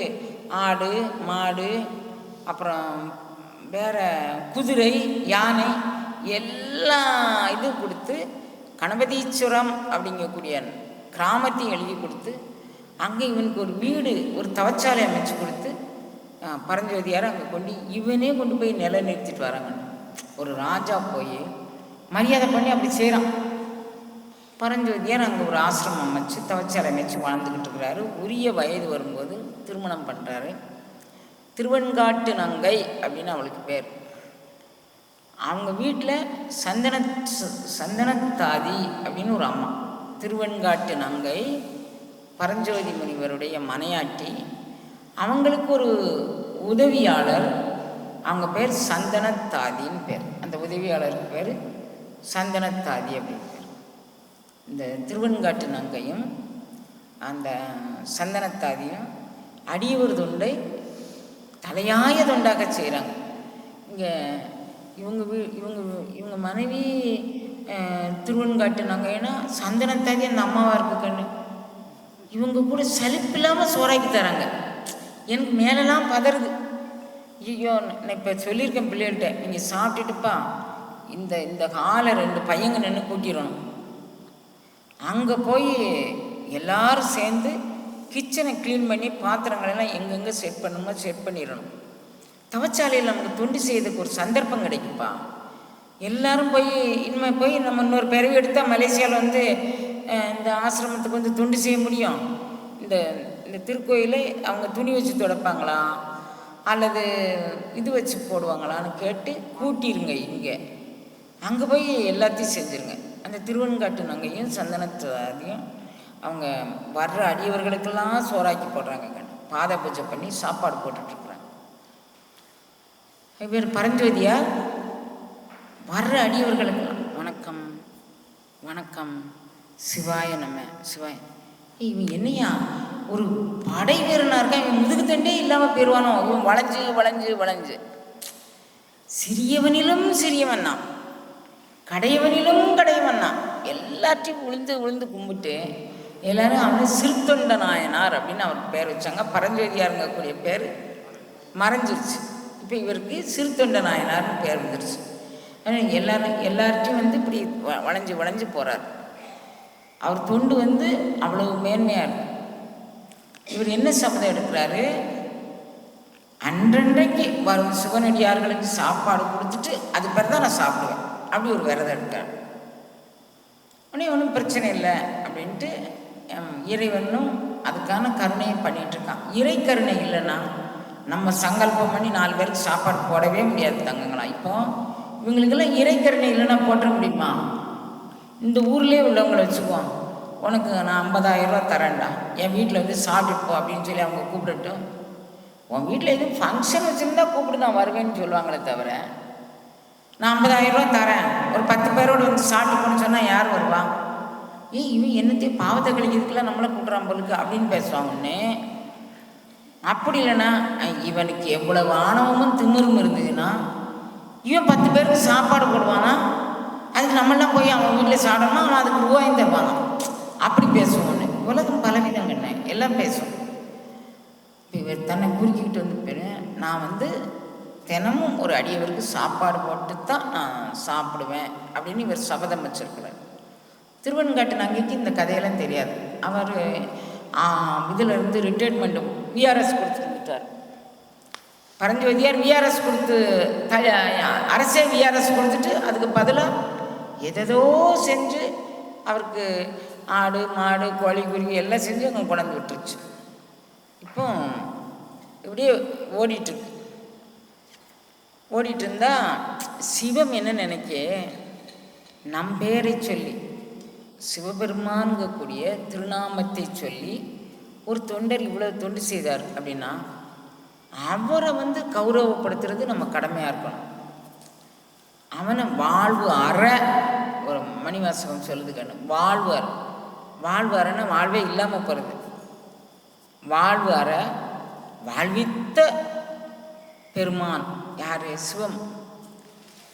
இது உண்றது தின்றது தூங்குறது மலம் சோறும் 9 வாசல் இந்த உடல், மலம் சோறும் 9 வாசலுடைய உடல், அது திங்குது தூங்குது எல்லாம் செய்யுது. இந்த வாழ்வு அற வாழ்வித்த மருந்து. காலையில் புலர்வதன் முன் அலகிடுதல் மெழுகிடுதல் பூமாலை புனைந்து ஏத்தல் புகழ்ந்து பாடுதல் அடியவர் திருக்கூட்டத்தோடு இருந்து சாதுக்கள் சங்கத்துக்கு தொண்டு செய்தல், அந்த வாழ்வு வாழும். இந்த வாழ்வு பேச்சு செத்து போச்சு. வாழ்வு அற வாழ்வித்த பொருள், வாழ்வு அற்று போச்சு வாழ்விச்சு தராங்கன்னு சிவம் நினைக்கி. இந்த வாழ்வு வந்து அருந்து போய் எவ்வளோ காலம்தான் இந்த குழந்தைங்க பிறந்து செத்து இருக்கும். இவங்களுக்கு கொஞ்சம் ஞானத்தை விட்டணும்னு சிவம் தேர்வு பண்ணிச்சு இவருக்கு. அதன் அடிப்படையில் சிவம் தேர்வு பண்ணியதனுடைய அடிப்படையில் ஒரு நாள் அவர் வீட்டுக்கு வருது. சிவம் வருதுக்கண்ணு. சிவம் எப்படி வருது? பைரவ திருக்கோலத்தில் வருகின்றது. இப்போ இந்த சன்னியாசிகள்லாம் எல்லாத்துக்கும் ஒவ்வொரு கேட்டகரி கண்ணு. நமக்கு மொத்தத்துக்கு அவன் ஒருத்தன் காய் வஸ்திரம் கட்டினா சன்னியாசி அப்படின்னு நினச்சிக்கிறோம். ஒவ்வொருத்தருக்கும் ஒவ்வொரு நியமங்கள் இருக்குது. வடநாட்டு சன்னியாசிகள் அவங்கள்ட்டையும் அகோர சன்னியாசிகள். உங்களுக்கு இந்தியாவுடைய நிலைமை தெரியாது, அதனால் இதெல்லாம் உங்களுக்கு புதிய பாஷையோ என்னமோ தெரியல. புராணங்கள் இதிகாசங்கள் பார்த்துருந்தா உங்களுக்கு தெரிஞ்சிருக்கிறதுக்கு சந்தர்ப்பம் இருக்குது. அகோர சன்னியாசிகள் அப்படின்னா கோரம் அப்படின்னா பயம், அகோரம் அப்படின்னா பயம் கடந்த ஒரு நிலை. அப்போ அந்த அகோர சன்னியாசிகள் அது எல்லாமே வந்து அகோர சன்னியாசத்தில் இவர் வந்து பைரவ திருக்கோலத்தில் இவர் வராரு. வந்தவுடனே அங்கேருந்து வராரு கண்ணு. இவர் விடிய காலத்துலேருந்து 10 தடவை கோயிலுக்கு போகிறாரு, வீட்டுக்கு வராரு 10 தடவை. இது வரைக்கும் வாழ்நாளையில் இது மாதிரி நடந்ததே இல்லை. அடியவர்கள் வருவாங்க, அமுது ஊட்டுவார், அவங்களுக்கு பாத பூஜையெல்லாம் பண்ணி சாப்பாடு கொடுப்பார்.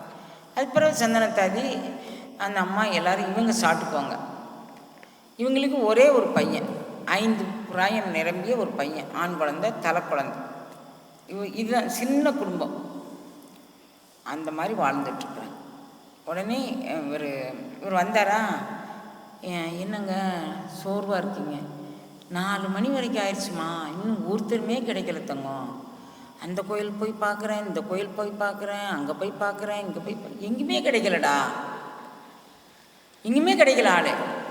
அப்படியே சுவாமி தெரியலையே, நாங்களும் என்ன செய்யணும் தெரியலையே, நாங்கள் தீபம் ஏற்றி வழிபாடு செஞ்சுட்டே இருக்கிறோம், நீங்கள் இன்னொரு வாட்டி போய் பார்த்துட்டு வாங்க. இவர் இந்த செந்தோலியை போயிருக்காரு கண்ணு, இன்னொரு செந்தோலியை இவர் வந்துட்டார். வேணும்னு தானே வராரு. வந்தோடனே இதுதான் சிறுத்தொண்டர் வீடோ, அண்ட பகிரண்டமும் தெரிஞ்சவனுக்கு வகையாக தெரியாமல் கிடக்கிறான், அவனுக்கு தெரியாதா? இதுதான் சிறுத்தொண்டர் வீடோ அப்படி சொல்லி கேட்குறேன். எவ்வளோ எவ்வளோ சம்பிரதாயம் பாருங்க ஐயா. சமுதாய அமைப்பு அந்த காலத்தில் எப்படி இருந்திருக்கு பாருங்க. தீரத்தை இருந்த சன்னியாசி இப்போ ஒரு தனித்து இருக்கும்போது இது மாதிரி மடங்களாக போய் தானே எத்தனை பிரச்சனையை உற்பத்தி பண்ணிடுறோம். நம்ம வாழ்ந்து காட்டுறாங்க பாருங்க. யாம் பெண்கள் தனித்திருக்கும் இடத்தில் இடவை புகும், அந்த இடத்துக்குள்ளே நான் நுழைய மாட்டேன். சாமி இப்போ வந்துடுவார் சாமி, இப்போ வந்துடுவார் சாமி. நீங்கள் வாசலில் இருந்தால் போதும், இந்த தென்னையில் இருந்தால் போதும், நீங்கள் வீட்டுக்குள்ளே வர வேண்டாம், வாங்க சாமி. அவர் சோர்ந்து போய் நிற்கிறாரு. அவர் சாப்பிடாதனால அவர் பொண்டாட்டி சாப்பிடணும், அவர் பொண்டாட்டி சாப்பிடாதனால சந்தனத்தை அதிகம் சாப்பிடும். எல்லோரும் டயர்ட் ஆகிட்டாங்க சாப்பிடாம. வாங்க சாமி, நான் கணபதீஸ்வரத்தில் ஆத்தி மரத்தின் அடியில் உள்ளோம், வந்தால் வர சொல்லும். கணபதீஸ்வரத்தில் ஆத்தி மரத்தின் அடியில் உள்ளோம், வந்தால் வர சொல்லுங்க. அவர் இந்த சிந்து வழியை பண்ணார். அவர் வந்தார், உசுன்னு உட்கார்ந்தார். அசியா, கணபதீஸ்வரத்தில் ஆத்தி மரத்து அடியில் ஒரு பைரவ திருக்கோலத்தில் ஒருத்தர் வந்தார். நான் வீட்டுக்குள்ளே வாங்கன்னு எவ்வளவோ கூப்பிட்டேன். பொம்பளை இருக்க இடத்துல நான் வரமாட்டேன், ஆம்பளை இல்லாமல் நான் போகிறேன், அங்கே இருக்க வர சொல்லுன்னு சொன்னார். அப்படியா, நான் இன்னும் போகிறேன்.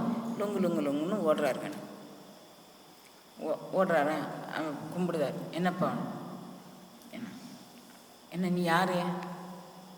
இல்லை, என்னை எல்லாரும் சிறுத்தொண்டு. ஓ, நீரோ பெரிய சிறுத்தொண்டர். அவன் கேட்குறான். என் பிள்ளைய நான் சின்னவன்னு சொல்ல மாட்டேன், சிறுத்தொண்டர்னு என்னை எல்லாரும் சொல்லுவாங்கன்னு சொல்லார். என் பிள்ளையை நான் அப்படி சொல்லலாமா? சிறுத்தொண்டு, சின்ன பையன் சொல்லலாமா? நீரோ பெரிய சிறுத்தொண்டர். அவன் கேட்குறாரு. எல்லாரும் அப்படி சொல்லுவாங்க தங்கம். இப்போ அதெல்லாம் கிடக்கட்டும், மணி 5 மணி ஆயிடுச்சு. நீங்கள் என் வீட்டில் எழுந்தருளி சாப்பிட அமுது உண்ண நான் வேண்டுறேன். நீங்கள் அமுது உண்ண செய்யணும், வாங்க சுவாமி. நான் 6 மாதத்துக்கு ஒருக்க தான்ப்பா சாப்பிடுவேன். சித்திரை பரணி ஐப்பசி பரணி ரெண்டு பரணியில் தான் சாப்பிடுவேன். சாமி, இன்னைக்கு சித்திரை பரணி தான், ஐப்பசி பரணி தான் சாமி, வாங்க சாமி. ஏப்பா, எனக்கு அமுது விட்டதுக்கு உனக்கு தகுதி கிடையாது தம்பி. எப்படி இருக்கு பாருங்க. மெனக்கட்டு தகுதி இல்லைன்னு சொல்லுக்கு இவர் வரணுமா? கட்டையை தூக்கி அவர் வீடு தேடி வந்துட்டு ஆத்தி மரத்து அடியில் இருப்ப நீ வான்னு சொல்லிட்டு, அப்போ என்ன பாருங்கள் ஒரு திருவிழா இடம். சாமி, என்ன இருந்தாலும் நீங்கள் சொல்லுங்கள் சாமி, நான் உங்களுக்கு அமுது செய்வேன். எந்த ஒரு நாள் எனக்கு வாழ்நாளையில் பேசா நாளெல்லாம் பிறவா நாள்னா, உனக்கு அமுது செய்விக்காத நாளெல்லாம் என் வாழ்நாள் ஃபெயிலியர் ஆகிருந்தாங்க. தயவுசெய்து சொல்லுத்தங்க அப்படிங்க. எனக்கு அமுது செய்து வைக்கிறதா உனக்கு முடியாதுன்னு சொல்லுனேன். எனக்கு என்னால் முடியுங்கன்னு, என்னால் முடியும். யாம் உண்பது பசுக்கறி யாம் அப்படின்னா, என்கிட்ட பசு எல்லாம் இருக்குது தங்கம். எனக்கு ராஜா பரிசு கொடுக்கும்போதே பசு கொடுத்தான், ஆடு கொடுத்தான், எனக்கு எல்லாமே கொடுத்துருக்குறான், குதிரை கொடுத்துருக்குறான், எல்லாமே கொடுத்துருக்குறாங்கண்ணே. நீ வந்தால் நான் சமைச்சேன். நான் சாப்பிட்றது அந்த பசு இல்லை தங்கம், அந்த பசு. அப்புறம் நான் சாப்பிடுவது நரபசு. நரம்னா நம்ம தான். நான் சாப்பிடுவது நரபசு. கடைநல்லூரில் நிலப்படுத்துச்சு. கடைநல்லூரில் நல்லா இந்த குரல் கேட்குங்க. சரி, அப்போ நான் சாப்பிடுவது நரபசு அப்படின்னா, நரபசு அதுவும் எனக்கு பிரச்சனை இல்லை சாமி. நான் பல காலம் நான் சேனாதிபதியாக இருந்திருக்கிறேன். நான் நரபசு எனக்கு கிடைக்கிது. அப்படி இல்லைப்பா, பின்ன என்ன சாமி வேணும்? சொல், குடும்பத்துக்கு ஒரு பிள்ளை இருக்கணும். குடும்பத்துக்கு ஒரே பிள்ளை, 5 பிராயம் நிரம்பியதாக இருக்கணும். எங்கே வரார் பாருங்க, தலை குழந்தையாக இருக்கணும். குடும்பத்துக்கு ஒரு பிள்ளை, 5 பிராயம் நிரம்பியது, அது தலை குழந்தையாக இருக்கும். சாமி வாங்க சாமி, நீ வாரேன்னு சொல்லு, நான் போய் கண்டிஷனை கேட்டுக்கிட்டு தானப்பா நீ போனோம். அப்படி இல்லைன்னா நீ என்னத்தையும் உனக்கு சமைச்சு வச்சிருப்ப, நான் என்னுடைய விரதத்தை மீறி நான் சாப்பிட முடியாதுப்பா. கேட்டுக்கோ முதல்ல.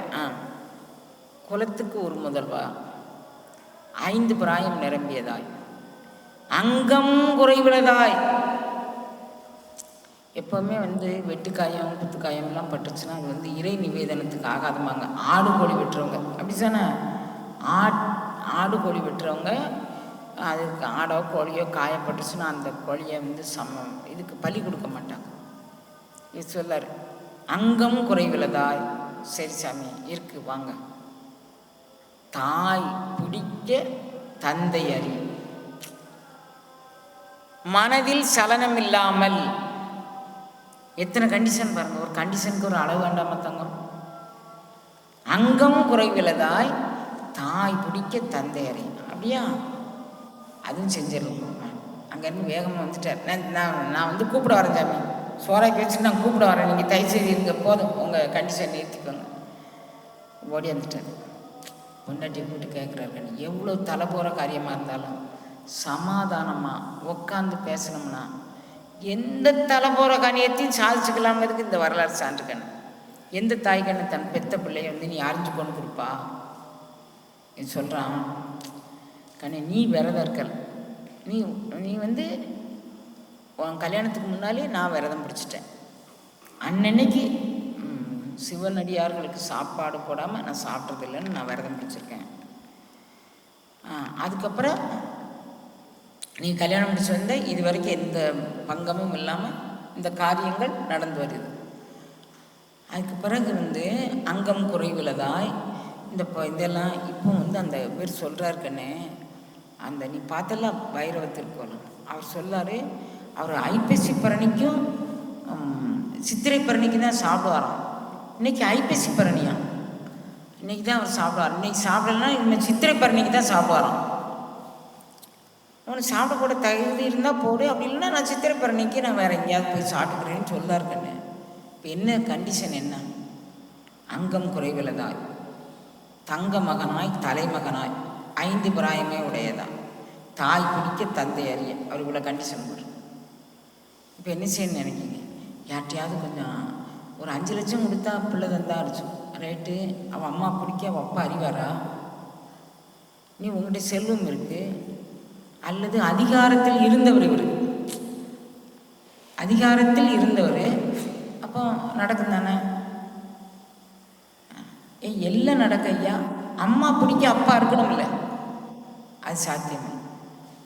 நீ பயந்த தனிமகனை, நீ பயந்த தலைமகனை நீ பிடிக்க நான் அறைந்தால் நான் உய்வு அடைவேன். அல்லது ஒரு சிவனடியாருக்கு சாப்பாடு போடாத என்னால் பாலே கழிந்தது என்று இந்த நிமிஷமே நான் உயிரை விட்டு விடுவேன். அவர் சொல்லார், நான் அப்படி தான் விரதம் எடுத்திருக்கேன். ஒரு சிவனடியாருக்கு சாப்பாடு போடலைன்னா அந்நேரமே நம்ம செத்துடணும், அந்த உயிர் நமக்கு தேவையில்லை. அப்படி தான் நான் எடுத்திருக்கேன். அப்படி சொல்கிறேன். அப்படியா? இவர் இருந்தானாலும் இன்னொரு பிள்ளை கூட பெற்றுக்கலாம், ஒன்றும் பிரச்சனை இல்லை. இவர் என் பிள்ளை தரமாட்டேன்னு சொல்லி இவர் செத்து போயிட்டாருன்னா கொடுத்துருந்துருக்கலாமோ? ஏதேனும் ஒரு அதிசயம் நடந்து இருக்குமோ? கொடுக்காம விட்டுடாம மனித மாதிரி தானப்பா, உளைச்சல் அடையல, நம்ம கொடுத்துருந்துருக்கலாம். இல்லை கொடுக்காம விட்டுட்டோம். இல்லை என்ன நடக்கு கொஞ்ச நேரம் வா போய் ஸ்கூலில் போய் பிள்ளை கூட்டிட்டோம் ஓடு அப்படின்னா, அவள் அப்பா போய் ஸ்கூலில் அந்த பையன் 5 வயசு பையன் படிச்சுக்கிட்டு இருக்கான், போய் கூட போகிறான். இன்றைக்கி என்னப்பா விசேஷம் அப்படிங்கிறான் அந்த பையன். இன்றைக்கி என்னப்பா விசேஷம்? வழக்கமாக ஸ்கூல் விட்டு தான் நான் வந்துடுவேன்ல, நீ இன்றைக்கி என்னத்துக்கு கூப்பிட வர? இன்றைக்கி உனக்கு தாண்டா விசேஷம் அப்படி சொல்ல முடியுமா? அவன் உனக்கு தாண்டா இன்றைக்கி விசேஷம்னு சொல்ல முடியுமா? என் தங்கம்மான்னு இந்த 2 காலையும் இப்படி பிள்ளை நீங்கள்லாம் தூக்கி சமைப்பீங்களா? நம்ம எங்கள் ஊரில் சமைப்பாங்க. 2 காலையும் இப்படி வச்சுக்கிட்டு அந்த பையனை பொண்ணை உச்சியை பிடிச்சிக்குவாங்க. தன் பையனை தலைக்கு மேல் தூக்கி வைத்து அழகு பார்க்குற சமுதாயம் நம்ம சமுதாயம். அப்படி தூக்கி போட்டு அவன் உச்சியை பிடிச்சிக்கிட்டான். என்னப்பா விசேஷம் சொல்ல, என்னப்பா விசேஷம் சொல்ல அப்படிங்கிறான். ஒன்றும் இல்லை தங்கம், வா வா நம்ம எல்லோரும் ஒரு திருக்கோயில் போக போகிறோம். ஃபஸ்ட்டு குளிக்கணும், அதுக்கப்புறம் வந்து மாலை மரியாதையோடு நம்ம திருக்கோயில் போகிறோம் அப்படின்னு சொல்லிட்டான். நேரம் வந்தோடனே குழந்தைய இருக்கான். அந்த குழந்தையோடைய வர்ணனையை சொல்கிறாங்க. கருங்குழல் அந்த கண் இருக்குல்ல, காதளவோடிய கண், அந்த மழலையும் மாறியும் மாறாமலும் இருக்கக்கூடிய ஒரு துருதுருப்பான கண், திராட்சை கண். அவன் நெத்தி சுட்டி போட்டு விட்டுருக்காங்க. அது ராஜ குடும்பம் தானே, சேனாதிபதி நெத்தி சுட்டி போட்டு விட்டுருக்குறாங்க. அந்த நெத்தி சுட்டிக்கு மேலே விழக்கூடிய அந்த கருங்குழல், அந்த குழந்தைய அப்படி பார்க்குறா அவன் அம்மா. ஒரு கற்பனை பண்ணி பாருங்களேன், இன்னொரு 10 நிமிஷத்தில் அந்த குழந்தைய இவ பிடிக்கணும், அவன் புருஷன் வெட்டணும். உடனே அதே பார்த்துட்டே இருக்கிறான். நேராகுதுமா நேராகுதுமா, இருட்டிடுது, சாட மாட்டேன்னு அவர் சொல்லிட்டாருன்னா இவனுக்கு இவன் கவலை. அப்படி பார்க்குறான். சரி பரவாயில்ல, நல்ல எண்ணெய் தேய்ச்சி குளிக்க வச்சு தலையை துவட்டி மஞ்சள் பூசி, எப்போவுமே நெய்வேதனத்துக்கு உப்பும் மஞ்சளும் போட்டு தான் சுத்திகரம் பண்ணுவாங்க. அதெல்லாம் செஞ்சு அப்படி நின்று பார்க்குறான், அழகு பார்க்குறான். பையன் அப்படி நிற்கிறான். அந்த நின்ற திருக்கோலத்தில் உபதி வச்சு குங்குமம் வச்சு சுருள் சுருளான கேசங்கள் அப்படியே இருக்குது, கருங்குழி அப்படியே போகுது. என்னம்மா கோயிலுக்கு அப்பா சொன்னார், என்னம்மா அப்படிங்கிறான். இந்த மழையில் இன்னொரு 5 நிமிஷத்தில் கேட்க முடியாது கண்ணு. அப்படியே மாலை, அவர் மாலை வாங்க போகிறார். எப்போவுமே அப்படி இறைவனுக்கு சமர்ப்பணம் பண்ணக்கூடிய பொருளை மாலை மரியாதை. இப்போ பெரிய மாலை போட்டாச்சு. அப்பா வாங்க நம்ம எல்லோரும் போகலாம் கோயிலுக்கு, அப்புறம் இங்கே இதுக்கு மாலையை கொண்டாந்தீங்க அப்படின்றான் அவன் வேற. அவளுக்கு அள்ளி அரவணைச்சு முத்தம் கொடுக்கணும்னு தோணுதுக்குன்னு. முத்தம் கொடுக்க முடியாத, எச்சி போட்டுருச்சுன்னா, எச்சி போட்டுருச்சு உன் பிள்ளைய உன் கொண்டாடி முத்தி கொண்டாந்து சமைச்சு வச்சுட்டான்னு அவன் சொல்லிட்டு விட்டுட்டு போயிட்டான்னா. அப்படியே பார்த்துட்டு சரி வாங்க நேராகுது அப்படிங்கிறான். ஒருத்தருக்கும் தெரியாமல் அரங்கு வீட்டுக்குள்ளே போய் இந்த பிள்ளையை கூட்டிகிட்டு போய் அரங்கு வீட்டுக்குள்ளே போய் அவன் அம்மா கால் கடியில் வச்சுட்டு அவன் அப்பா சதக்குன்னு விட்டுது. இந்த பிள்ளை என்ன நினைக்கான், புதுவிதமான விளையாட்டு அரங்கு வீட்டுக்குள்ளே நம்ம அம்மா அப்பா வந்து பண்ணுறாங்க, இது என்ன விளையாட்டுன்னு எனக்கு தெரியலையே அப்படி நினைக்குதான் அந்த குழந்தை. அப்படியே உள்ளே போயிட்டு வெட்டி எடுத்துலேருந்து கறி வச்சாச்சு. அந்த தலைக்கறியை ஆகாதுன்னு சொல்லி தலைக்கறியை அங்கேயே வச்சுட்டு மற்ற உடம்பு எல்லாம் பாகு ஒழித்து சமையல் செய்ய சொல்லி சந்தனத்தாதிகிட்ட கொடுத்துட்டாங்க. சந்தனத்தாதி வந்து பார்த்தான், கறி திங்க நாய்க்கு தலைக்கறி என்ன குடல் கறி என்ன, வா அது இதையும் கேட்டாலும் கேட்கும்னு அவன் அதையும் தனியாக எடுத்துகிட்டு போய் சமைச்சிட்டான். அந்த அம்மா சமைச்சு ஒருவரும் அறியாமல் எல்லாம் செஞ்சு முடிச்சாச்சு.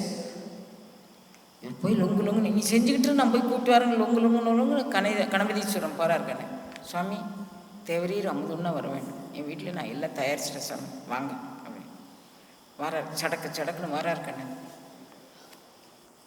வந்து சாப்பாட்டு பாத பூஜை பண்ணி இலை பரப்பி சாப்பாட்டு இதில் உட்காந்துட்டேன். அது சொல்லார்,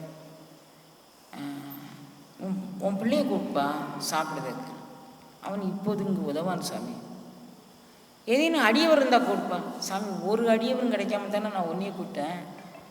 ஒரு அடியவர் போய் பார்ப்பா எவனாவது கிடைக்கான் சாமி. பார்த்து முடிச்சிட்டேன், காலையிலேருந்து பார்த்து முடிச்சிட்டேன். இல்லை சாமி பிரிவாதக்காரனா இருப்பியோ, உன் பையனை கூப்பிடுனா அதுக்கு ஒன்று சொல்கிற, அடியவரை கூப்பிடுனா அதுக்கு ஒன்று சொல்கிற. நீ ஒன்றுமே சொல்லலைன்னா நீரிட்ட அன்பரை கண்டு யானும் நீரிட்டேன். எல்லாரும் ஊதி இட்டாங்க, ஊதி இட்டவங்களை கண்டு நானும் நீரிட்டுக்கிட்டேன். என்னைய நீ அக்கௌண்ட்டில் ஒரு அடியவர்னு சேர்த்தா நான் உன் பக்கத்தில் வந்து உட்காந்து சரி வந்து தொலை அப்படின்னு சொல்லி அவர் சொல்லலை. உண்மை போல் நீரிட்டார் உண்டோ, எவ்வளவு நெஞ்செழுத்தத்தோடு இந்த காரியத்தை செஞ்சுருக்கிறான். ஒரு இறை அடியவன் சாப்பிடணுங்கிறதுக்காக வேண்டிய உண்மை போல் நீரிட்டவன் உண்டோ. உட்கார்ப்பா உட்காந்து இலை போட்டு கறியெல்லாம் பரிமாறியாச்சு. இப்போ கேட்குறாரு, அந்த தலைக்கறியை காணோம் அப்படிங்கிறான். தலைக்கறி ஆவாதுன்னு சமைக்காம, இல்லை நான் சமைச்சு வச்சுருக்கேன், சந்தனத்தாதி வந்தான் நான் சமைச்சு வச்சுருக்கேன் அப்படின்னா. சரி தாயே வா, அதையும் வச்சாச்சு. உன் மகனை கூப்பிடு. சாமி மகன் உதவ மாட்டேன் சாமி. நான் கூப்பிடுன்னு சொன்னால் போய் கூப்பிட வேண்டியதானே அப்படி சொல்லி கேட்குறேன். நான் கூப்பிடுன்னு சொன்னால் நீ கூப்பிட வேண்டியதானே போப்பா அப்படி. நிறைய பாடல்கள் உண்டு கண்ணு, ரொம்ப ரசனையாக சொல்ல வேண்டிய பகுதி இது. நான் நேரங்காலம் கருதி நான் உங்களுக்கு ரொம்ப சுருக்கமாக சொல்கிறேன். அவர் வந்து போய் நீ போய் கூப்பிடுப்பானா, அவர் போய் கூப்பிட்றாரு. எப்படி கூப்பிட்றாரு, வையம் திகழும் சிறுத்தொண்டர் மைந்தா வருவார். அவனுக்கு அடி வயிற்றெல்லாம் கலக்குது, இன்னும் சாப்பிடாமல் போயிடுவானோ, பையன் செத்து போனான்னு இல்லை குழந்தைங்களா, இது ஒரு காரணம் வச்சுக்கிட்டு சாப்பிடாமல் போயிடுவானோ. வையம் திகழும் சிறுத்தொண்டர் மைந்தா எப்பா வாப்பா, அவர் கூப்பிட சொல்லுதான் நான் கூப்பிடுதேன். அவன் செத்து போயிட்டான், நான் தானே அறுத்தேன். வையம் திகழும், வையம் திகழும்னா காலம் உள்ள வரைக்கும் இவனுடைய புகழ் பேசுங்க. அந்த சிறுத்தொண்டர் சொல்கிறாரு, வையம் திகழும் சிறுத்தொண்டர் மைந்தா வருவாய். வரல சுவாமியா, வரல சுவாமி சொல்ல. தாய் திருவங்கட்டுனாங்க, நீ போய் கூப்பிட்டு தாய். உடனே இவன் வந்தான். சொல்லி தையலாரும் தலைவர் பணித்தலை நிற்பாராய் தாமழைப்பான். இவன் தையலாரும் தலைவர் பணித்தலை. தலைவர் நம்ம தலைவர் சிவம், அவனுடைய தொண்டர் சிவன் தான் வந்திருக்குன்னு இவங்களுக்கு தெரியாது. பைரவ திருக்கோலம்னு இவங்க நினச்சிக்கிட்டாங்க. தையலாரும் தலைவர் பணி தலை நிற்பாராய், என் தலைவனுடைய திருப்பணியை நான் தலைமையில் ஏற்றுக்கொண்டு நான் கூப்பிடுறேன் அப்படி சொல்லி கூப்பிடுறார். தலைவர் பணி தலை நிற்பாராய். எப்படி கூப்பிடுறான்? செய்யமணியே ஐயா, செய்யமணியே சீராளா. எப்படி இருக்கும் அந்த அவளுக்கு ஏதேனும் ஒரு அற்புதம் நடந்துராதா, ஏதேனும் ஒரு திருவுருள் கருணை பண்ணிராதா? அவர் கூப்பிடுன்னு சொல்லிட்டார்லாம், அப்போ நம்ம கூப்பிடுவோம். ஏதேனும் ஒரு அற்புதம் இங்கே பார்க்குறா, அங்கே செய்யமணியே சீராளா. யாரு? சிவனாரடியார் அமுதுன்னு அழைக்கின்றாருடா. செய்யமணியே வந்துருத்தங்கம், தங்கம் வந்துருத்தங்க. செய்யமணியே சீராளா வாராய், சிவனார் அடியார் யாம் உய்யும் வகையெல்லாம் உடன் உண்ண அழைக்கின்றார். உன்னை பக்கத்தில் வச்சு சாப்பிடன்னு கூப்பிடுதா தங்கம், வந்துருத்தங்கம். யாம் உய்யும் வகையால் உடன் உண்ண அழைக்கின்றார் செய்யமணியே. இந்த தாய்மையினுடைய குரலுக்கு தனித்துவம் உண்டுகள். இவர் நம்ம தானே விட்டுனா வரலன்னு இருந்தான். அவன் ஏதேனும் ஒரு அற்புதம் நடந்துராதா வந்துடாதான்னு அவன் நினைக்கிறான். நினச்சிட்டு அப்புறம் உடனே பரமரருளால் அந்த பையன் என்ன பண்ணான்? பரமரருளால் பள்ளியின் என்றும் ஓடி வருவான் போல வந்த தரமில் வனப்பில் தனிப்புதல்வன் தன்னை எடுத்து தழுவி தம்கரம் முன்னணைத்து கணவனார் கையில் கொடுப்ப களி கூர்ந்தார். புறம் மூன்று எரித்தார் திருத்தொண்டர் உண்ண பெற்றோம். வா சிவன் சாப்பிட்றோம் இன்னைக்கு பாடா கண்ணு. அவனுக்கு அப்படின்னு பையன் பிழைச்சி வச்சுட்டான்ல, அவ தான் கொஞ்சிறான். தாய்மையால் அவ கொஞ்சிறான். அவன்ப்பா அவன் காலம் தாழ்த்திடக்கூடாது. வாங்க வா வா வாங்க வாங்க எல்லாரும் வாங்க சாப்பிடாங்க சாப்பிடாங்க சாப்பிடாங்க அவ கூப்பிட்டான். வந்த மகனை கடிதில் கொண்டு அமுது செய்விப்பான் வந்தார். முந்தவே அப்பைரவரா முதல்வர் அங்கன் மறைந்தருள சிந்தை கலங்கி காணாது. இங்கே பார்த்தா சிவபெருமானை காணும். பைரவ திருக்கோள் அட பாவமே, நான் இவ்வளோ பிரயாசப்பட்டு சாட மாட்டாரா? உடனே அங்கே மானாட மழுவாட மறையாட திரையாட மறை தந்த பிரம்மனாட வானோட வானாட எதெல்லாம் ஆடுது பாருங்க. மானாட மயிலாட மறையாட திரையாட மறை தந்த பிரம்மனாட கோனாட வானுலகு கூட்டமெல்லாம் ஆட குஞ்சர முகத்தனாட குண்டலம் இரண்டாட தண்டை புலி உடையாட குழந்தை முருகேசனார் ஆட அட்ட பாலகரும் ஆட அருதும்பைய அருகாட நம் வினையோடு ஆடி வருகின்றான் சிவம். இவ்வளோ பேரும் ஆடும்படியாக அவன் ஆடி வரான். அங்கே பார்க்குறாங்க இங்கே பார்க்குறாங்க அங்கே பார்க்குறாங்க இங்கே பார்க்குறாங்க. சிவம் அங்கே வானிலிருந்து இவ்வளவு திருக்கருணையும் செய்கின்றது. பார்த்துட்டு அப்போ அவர் சொல்கிறார், உன்னுடைய அன்பிற்கு கட்டுப்பட்டு யாம் இந்த உலகறியாமல் இருந்த உன்னை உலகறிய செய்தோம்.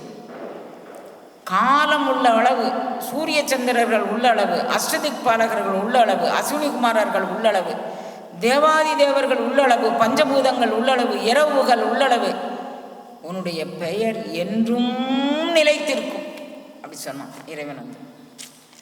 தான் செய்கிற ப்ராடக்டை அட்வர்டைஸ்மெண்ட் பண்ணி தானே விற்க வேண்டியிருக்கு. ஒரு சோப்பை 10 தடவை சொல்லாங்கன்னு, 20 தடவை 50 தடவை சொன்னால் இந்த சோப்பை நான் ஓயாமல் நான் டிவி பார்க்கும்போதெல்லாம் சீரியல் பார்க்கும்போதெல்லாம் அந்த சோப்பை 10 தடவை சொல்லாயா, அந்த பேஸ்ட்டை 10 தடவை சொல்லாயா. ஆணும் பல்ல காட்டுது, பெண்ணும் பல்ல காட்டுது ஒரு பேஸ்ட்டுக்கு. ஆணும் ஆடை இல்லாமல் குளிக்குது, பெண்ணும் ஆடை இல்லாமல் குளிக்குது ஒரு சோப்புக்கு. அப்போ அதை பார்த்தவனே இதை ஒன்று வாங்கி பார்க்கலாமா அப்படின்னு நினைக்க முடியல. ஒரு நாள் நினச்சி பாருங்களேன், இந்த அம்மா அந்த கதை சொன்னார்ல பெரிய புராணத்தை எடுத்து இது என்ன தான் செய்யுதுன்னு பாருங்களேன், ஒரு தடவை பார்த்துருவோமே திருப்பி அப்படின்ற நினைவோடு பாருங்களேன். அதனால் இந்த எதுக்காக வேண்டினா இவைகள் நம் வினை ஓட இறைவன் நம்மை ஆட்கொள்ளும் ஒரு திருக்கோள். நம் வினை ஓட அவனுக்கு இதனாலலாம் ஒன்றும் பிரயோஜனம் இல்லை. என்றும் நிலைத்திருக்கணும். என் பிள்ளைங்க அன்பு செய்கிற தொண்டர்கள் என்றும் நிலைத்திருக்கணும்.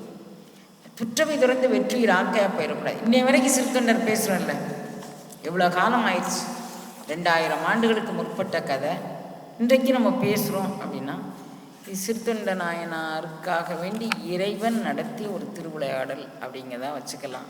இது நிறைய இன்னும் 4 மணி நேரம் கூட சொல்லலாம் குழந்தைங்களா. பாடல், பொருள், அதுக்கு பின்னணி எல்லாமே சொல்லலாம்.